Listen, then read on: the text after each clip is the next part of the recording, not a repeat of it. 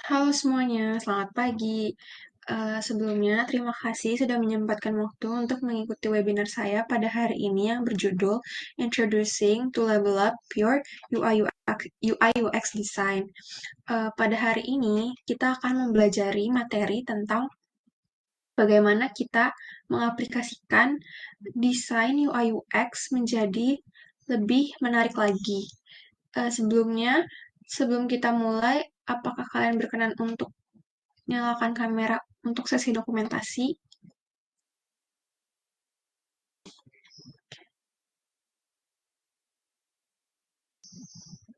Oke, terima kasih. Jadi, saya akan share screen.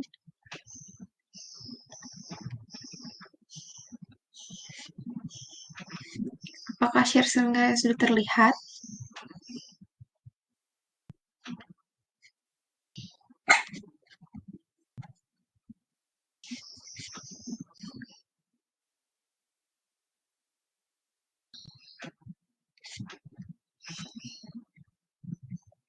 Jadi, pada hari ini, saya akan menjelaskan tentang bagaimana kita bisa membuat desain kita menjadi lebih user-friendly dan lebih menarik.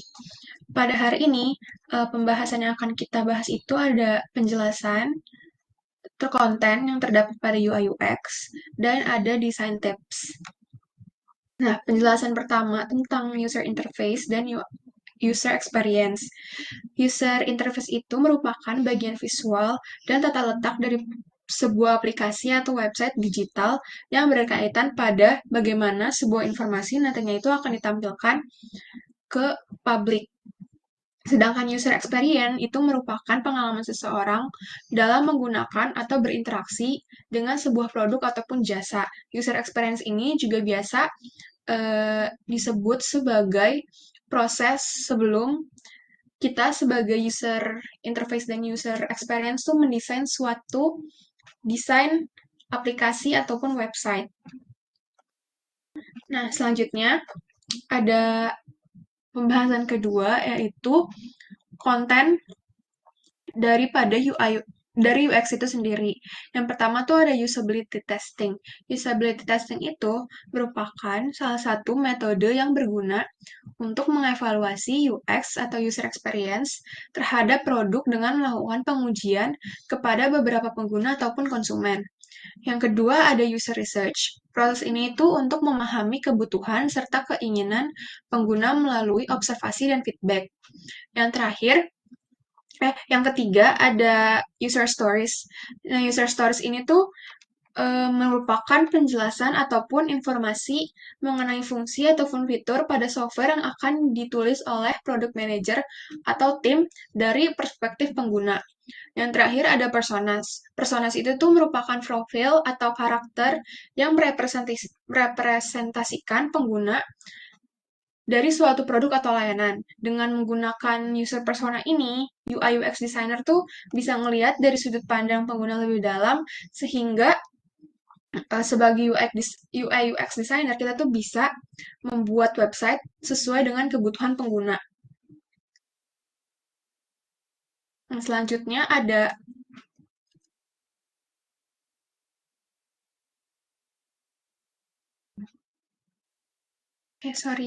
Selanjutnya ada UI yang ada di dalam user interface itu tuh yang pertama ada wireframe.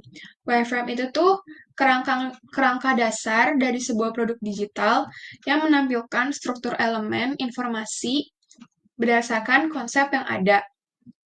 Jadi, eh, selanjutnya ada layout yang merupakan tata letak visual dan pengaturan elemen-elemen dalam antarmuka pengguna yang mempengaruhi cara pengguna berinteraksi dengan konten.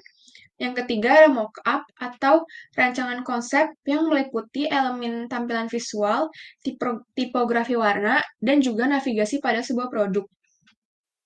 Yang terakhir ada prototype yang merupakan metode dalam pengembangan produk dengan cara membuat rancangan, sampel, atau model dengan tujuan pengujian konsep atau proses kerja dari sebuah produk. Prototype itu sebenarnya bukan produk final, tapi tuh prototipe itu tuh fungsinya untuk kita ngetesting sebelum si produk ini tuh bakal disebarluaskan.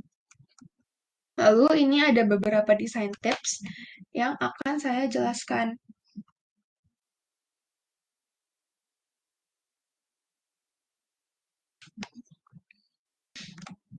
Nah, yang pertama tuh ada hierarki. Di sini ada dua perbandingan, sebelah kiri dan sebelah kanan. Kenapa yang sebelah kanan ini lebih benar? Karena tuh pada dasarnya hierarki sendiri ini tuh lebih penting, sangat penting dalam proses desain. Karena hierarki ini tuh kayak menunjukkan seberapa penting informasi yang diberikan atau seberapa penting elemen desain yang ada dalam sebuah desain ini. Jadi, contohnya ini kan ada nama, posisi, dan penjelasan tentang si Kevin ini kan.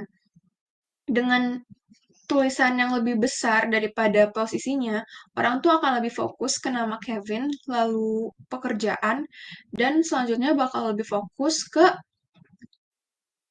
penjelasan pekerjaannya Kevin ataupun biodatanya Kevin secara lengkap. Dan ini ada send request dan send message. Kenapa ini salah? Karena dilihat dari ukuran fontnya, posisi Kevin ini tuh lebih kecil dibandingkan UI UX desainernya, dan orang tuh akan bingung gitu, akan lebih fokus kemana. Jadi desain yang sebelah sini akan lebih benar. Selanjutnya ada progress bar. Progress bar itu secara desain akan lebih terlihat user friendly jika terlihat seperti ini dibandingkan spinners. Jadi kalau misalnya kita lagi queuing line untuk mau ngantri tiket konser, itu tuh kita bakal lebih terbantu kalau misalnya ada progress bar-nya, karena si user ini tuh bakalan bisa lebih sabar untuk uh, nungguin antriannya. Jadi tuh sebagai user kita udah bisa tahu kita tuh udah sampai mana dibandingkan pakai si spinner ini. Dan dengan ini kita tuh bisa ngeliat progress udah berapa banyak gitu berjalannya. Biasanya queuing line ini tuh dipakai pada platform loket untuk penjualan tiket ataupun tiket.com. Nah, selanjutnya ada kontras. Ini tuh bisa digunakan untuk memberikan apa ya, biar user tuh lebih fokus mengikuti alur user flow, dan user tuh nggak perlu dua kali mikir gitu loh. Kalau misalnya kita pakai yang cancel atau login gini kan user harus baca lagi. Dan dengan ada kontras seperti ini, user tuh bisa langsung ngikutin flow tanpa dia tuh harus baca lagi gitu. Jadi ini tuh bisa aja mempermudah user dan membuat desainnya tuh lebih menarik. Lalu yang keempat ada guide the user. Jadi yang ini nggak ada buttonnya dan cuman dijelasin you have no task. Dan kita nggak tahu kalau misalnya pakai ini tuh kita harus ngapain gitu, nggak ada penjelasannya. Sedangkan yang ini lebih benar karena walaupun no task, dia tuh ada penjelasan you have not create any task, tap the button to add now. Dan di sini ada buttonnya untuk ngebuat task baru. Jadi tuh user dapat langsung membuat task baru itu tanpa kita tuh harus nyari-nyari ke page lain gitu. Jadi kayak user bisa langsung terbantu dengan adanya button ini.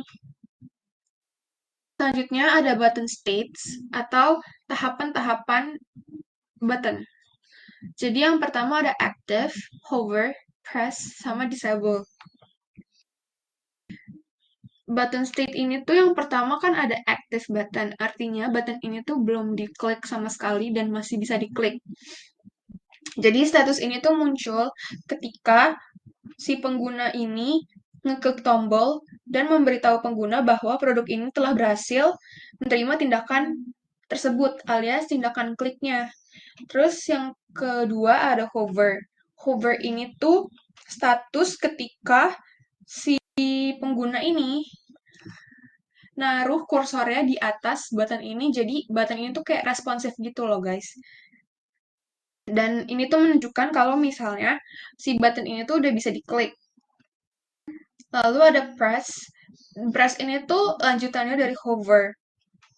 Jadi artinya si button ini tuh udah proses diklik oleh user. Dan terakhir ada disable, yaitu status button tuh dinonaktifkan yang menunjukkan bahwa tombol itu tuh tidak tersedia untuk interaksi. Pengguna tuh biasanya harus gunain atau melakukan tindakan lain dulu sebelum dia tuh bisa ngeklik button ini, atau mungkin pengguna tuh harus harus mengisi teks box kayak gini dulu baru bakal bisa diklik, atau kayak kolom formulir. Nah, lalu terakhir ada teks. Kenapa yang ini tuh salah? Karena tuh kurang enak dilihat dan jauh banget dari si text box ini. Kenapa? Jadi si right text align ini tuh lebih cocok digunakan daripada left text align, karena si teks antara box itu tuh bisa sejajar dan gak ada jarak kayak gini. Apakah ada pertanyaan?